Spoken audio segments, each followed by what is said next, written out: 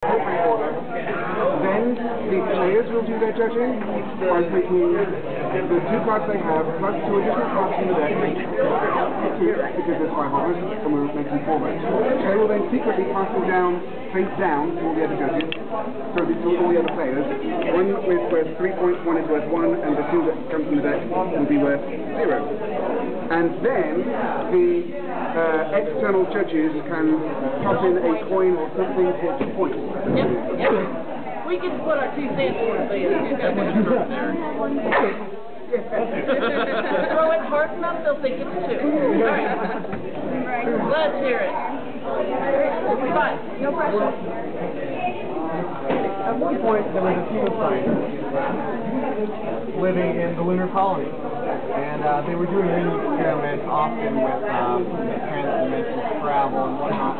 And through some strange sequence of events, they accidentally brought an alien to the lunar setting. The alien wandered around the colony looking like a human disguised, but she found that he was trapped. And eventually, he learned that human scientists were the ones responsible for bringing him there. And after much cajoling, managed to convince them to send him back. And as a reward, they built a statue in their honor.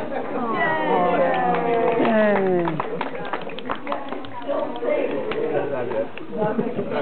The end. Alright. Starts off with the troubled loner that no one really seems to judge. He lives in a underground secret hideout because he's a loner. He doesn't want to be around. He's going to stay in his hideout. Well, unfortunately, his neighbors that live upstairs, the guy in the apartment upstairs, along with the hippie with really long hair, who's his girlfriend, she's over a lot. They like to make a lot of noise, they make music and stuff, but this guy hates it. So he went upstairs and a huge fight broke out. There were a lot of things shattering everywhere. There were drums shattered and all that sort of stuff. And unfortunately, the hippie with the really long hair was really, really wicked.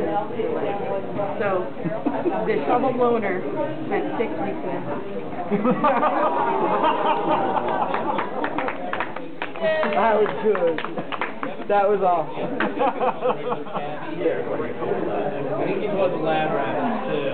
So, the assistant manager at the restaurant has taken quite a shining to the bleary-eyed waitress. With a ruler, Which really quite liked the bleary-eyed waitress and managed to convince her to go with him to the remote tropical island. So they got there and they'd been having lots of fun, and then one evening they discovered that they were out of food, which was particularly strange because the bleary-eyed waitress had made some brownies just earlier that evening, and she says, "Who ate my brownies?"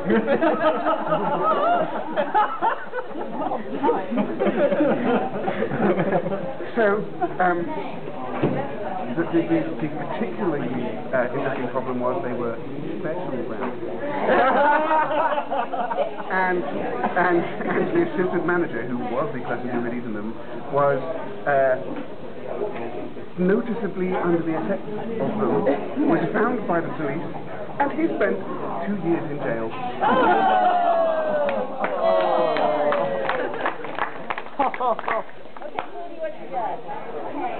On the grounds of the asylum, a random inner-city schoolgirl showed up one day, and she started noticing that all of her stuff was missing. The millionaire found out, "Where's all my money? Where's all my jewels?"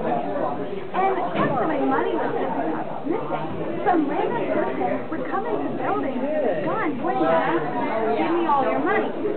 Then finally, one day, something had gone terribly wrong, and nothing said gone.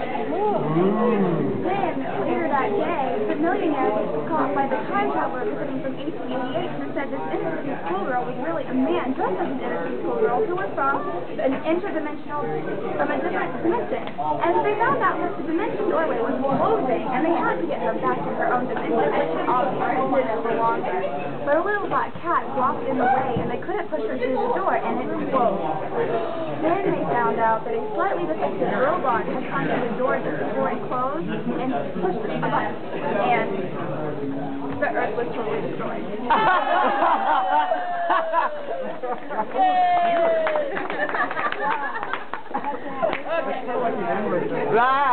That was it. Yay! Okay, so that's what we got.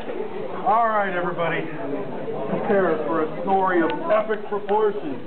Lord of the Rings has nothing on this story. Once upon a time, there was the gamer guy. And the gamer guy, he gamed. That is what he did. He played Dungeons and Dragons. And he won Dungeons and Dragons. He beat it. That guy was hard. And one day, while looking around for another game to beat, like EverQuest, he stumbled across another gamer of sorts. He came across the Lab Rabbit, who introduced him to another group of games. Now these games, they weren't quite Dungeons and Dragons, but they were things that he had never seen. And he fell in love with this Lab Rabbit. She showed him things he could never see before. And then, they fell in love!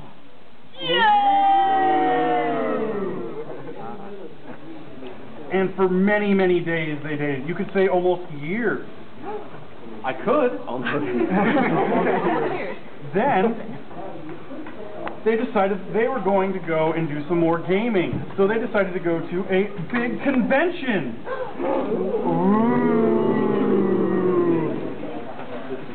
And at this convention, they had a lot of gaming going on. They spent many hours together. They were very happy. But she wasn't truly happy because she wanted something a little more. So he finally decided that he was going to pop the big question. Lisa, will you marry me? She said yes.